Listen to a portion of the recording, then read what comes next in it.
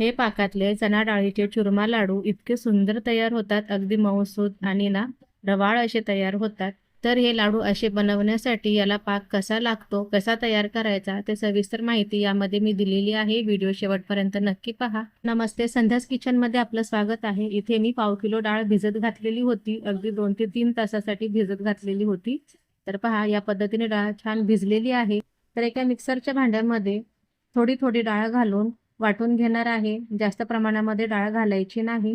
तर सुरुवातीला मी पाणी न घालता वाटून घेणार आहे. मिक्सर चालू बंद करून अशा पद्धतीने डाळ वाटून घेतलेली आहे. तर आता यामध्ये ना लागेल तसं पाणी घालणार आहे. पाण्याचं प्रमाण कमीच वापरायचं आहे, जास्त पाणी घालायचं नाही.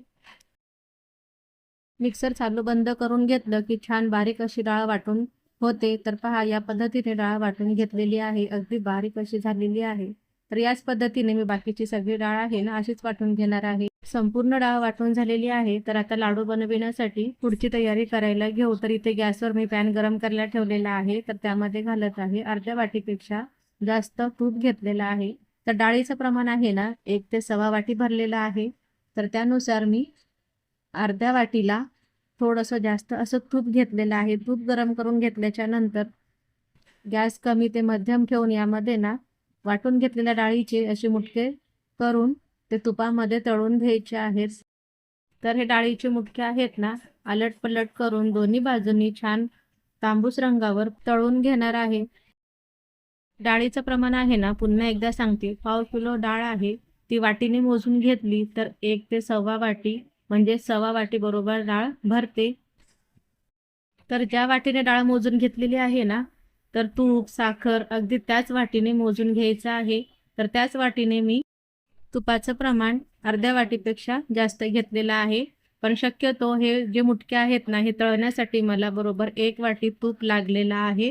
तर तुम्हाला थोडं कमी जास्त लागू शकतं, म्हणून सुरुवातीला कमी घाला. नंतर लागलं तसं 1-2 चमचे एक्स्ट्रा लागले तरी काही हरकत नाही. तर हे मुटके आहेत ना तुपामध्ये छान खमंग तळून घेतलेले आहेत. जेवढे छान खमंग तळले जातील ना, तेवढेच लाडू देखील ना चवीला खूपच भारी लागतात. तर पहा, आता ना हे सगळे मुटके आहेत ते मी बाजूला काढून घेते आणि याच पद्धतीने बाकीचे मुटके देखील तळून घेणार आहे. तर तुम्ही आवाज देखील ऐकू शकता, किती छान खमंग कुरकुरीत असे मुटके आहेत ना तुपामध्ये तळून घेतलेले आहेत. मुटके थंड होत आहेत तोपर्यंत इथे काजू आणि बदामाचे काप त्याच तुपामध्ये तळून घेणार आहे. अगदी पॅनमध्ये थोडंसं तूप राहिलेलं होतं, त्याच तुपामध्ये मी तळून घेत आहे, एक्स्ट्राचं तूप घातलेलं नाही. तर आता गॅस बंद करून घेते आणि इथे ना मुटके देखील थंड झालेले आहेत. तर याचे ना तुकडे करून घेते. तर तुम्ही पाहू शकता किती छान असे कुरकुरीत तयार झालेले आहेत. तर हे सगळे मुटके आहेत ना असे तोडून घेऊन ते मिक्सरला वाटून घ्यायचे आहेत, म्हणजे छान दरदरीत असं मिश्रण तयार होतं. तर पहा, या पद्धतीने तुकडे करून घेतलेले आहेत. आता मिक्सरच्या छोट्या भांड्यामध्ये थोडं थोडं घालून मिक्सर चालू बंद करून वाटून घेणार आहे. तर पहा, या पद्धतीने छान असं वाटून घेतलेलं आहे. तर असा छान चुरमा तयार झालेला आहे पहा. तर हे चुरमा लाडू ना बनवण्यासाठी खूपच सोपे आहेत. तर पहा, बघता बघता सगळा चुरमा तयार झालेला आहे. तर आता गॅसवर जो पॅन आहे ना तो परत पुन्हा मी गॅस चालू केलेला आहे आणि याच तुपामध्ये जे राहिलेलं आहे पॅनवर, त्याच तुपामध्ये हा चुरमा आहे ना तयार झालेला तो परत घालून छान परतून घेणार आहे. म्हणजे काय होईल ना, तूप देखील वाया जाणार नाही. कमी ते मध्यम गॅसवर परतून घेत आहे. तर आता यामध्ये घालत आहे थोडीशी इलायची पावडर. 4-5 इलायची कुटून जरी घातलात तरी देखील चालेल. तर मी पावडर घालत आहे. गॅस एकदम कमी करून घेतलेला आहे. तर आता कमी गॅसवर छान परतून घेते.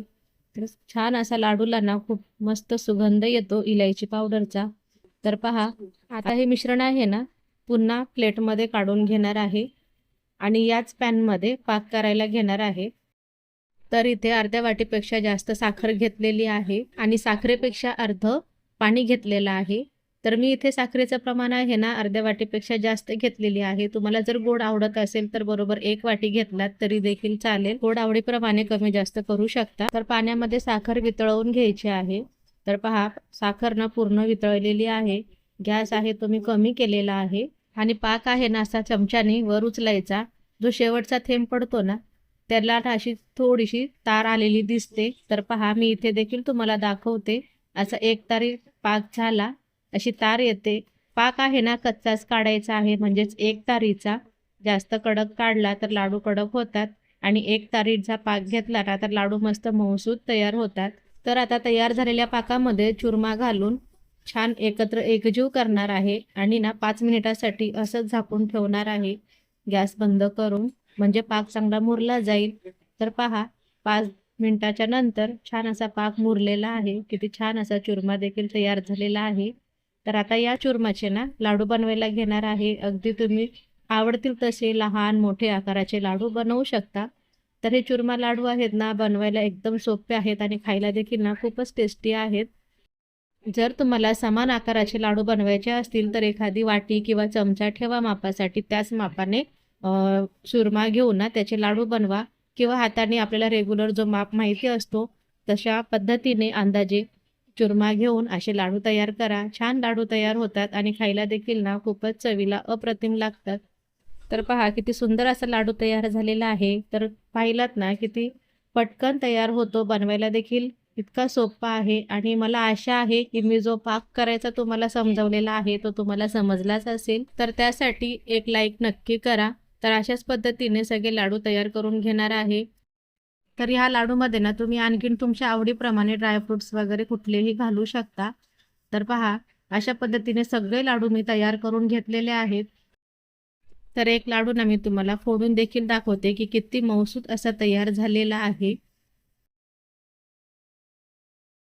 तर पहा पाक छान तयार झाल्यामुळे लाडू देखील सुंदर असे बनलेले आहेत. अगदी मऊसूत आणि ना रवाळे लाडू तयार झालेले आहेत.